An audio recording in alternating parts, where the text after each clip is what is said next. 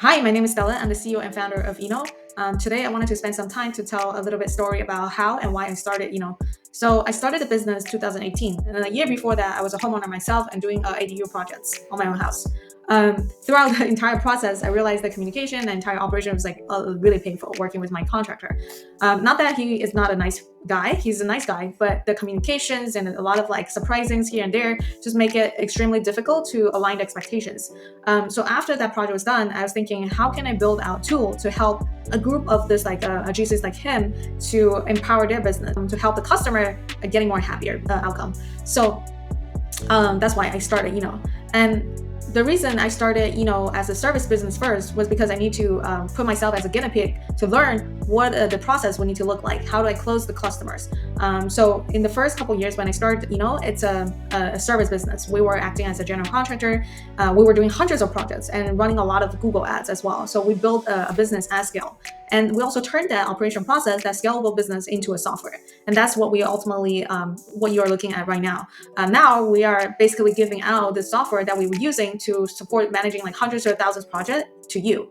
However, today I just wanted to share what I learned from like those experience on how to close customer better. And hopefully when you hear those tips, it could help you to close your contract like better.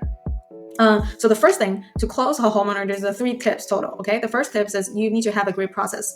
If you look at Eno's website, you can see there's the meeting scheduler helps the homeowner to book a meeting right away. That's really important. Is how you can quickly turn those people who visit your website into appointments, right? Because a lot of GC come to me asking like, oh, how can I get more ads? How can I get more business? First, you need to see whether you have a existing process to help you capture those leads into appointment, so you can close them down the road. I see a lot of general contractor only put like the phone number out there. However, there's so many spam calls these days, and as a GC, you might on the field, you might miss the calls, and the homeowner not going to come back if they give you a call and you not be able to pick up that leads, it's gone.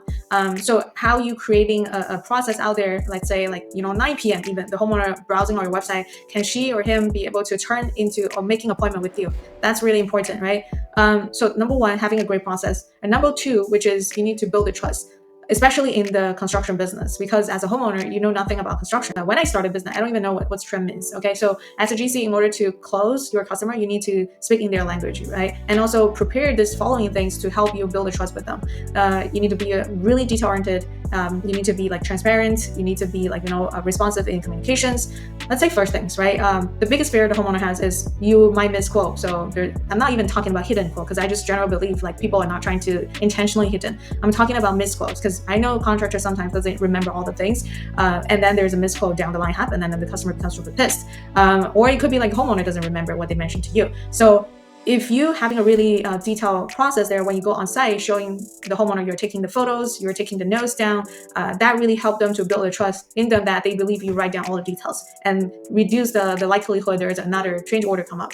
The second thing, which is like being transparent, like you are really professional, but the homeowner might not be. So you need to tell them what might come up later that could cause another charge. For example, I'm giving you a specific example here. Let's say the homeowner is doing a demo a kitchen, and then like they wanted to change a kitchen with island into an open kitchen, remove the island. So for you, the quote should not just including remove and doing the kitchen, but you also have to think of like, okay, once you remove the island, you also need to do the flooring. Is that going to be a charge or anything like that? So things like that could be really showing you being transparent or telling the homeowner what's going to happen ahead of time.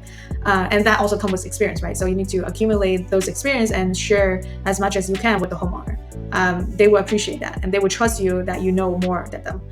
The last thing is about be responsive, because they're gonna view how fast you put in the quote. It's a projection of how fast you can finish the project. If you promise them, hey, I'm gonna send you the quote today, but instead you send them a quote like 3 or 5 days later without telling them ahead of time, they will see like, oh, is it gonna be happening again? Like when you doing the construction. So remember, being responsive in communication is super important, right? Always trying to proactively communicate. Like the more communication, the better.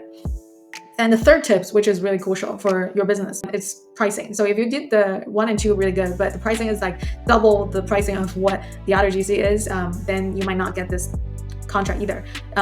But you have the right to control your pricing, is to managing, reducing your internal costs.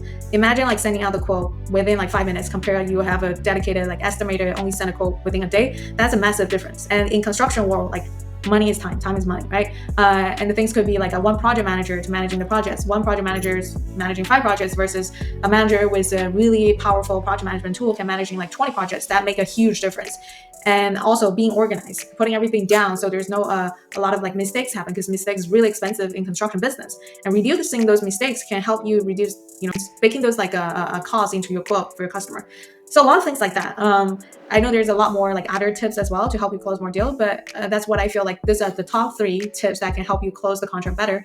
Again, the first thing is you really need to create a good process to capture those leads into actionable things, like turn into appointments, right? Not missing out, like calling or them, just having a scheduler, meeting scheduler right on your website. It helps. The second thing, which is building the trust. Everything construction is about building the trust. And that's why your friends and family referral is always the best, because they trust you, they sign with you. But for people outside of that, you wanted to get more customers, that's how you wanted to do that, building more trust. The how we building more trust is being like really detail oriented, writing everything down, is being really transparent, is really being responsive in communications. And then the third tip, which is the cost. Finding effective tools to help you reduce the overhead, that's really crucial for your business. Reduce the overhead, minimizing the mistake, being really efficient. Those are the 3 major things. If you can get those 3 done, you will get a lot more business.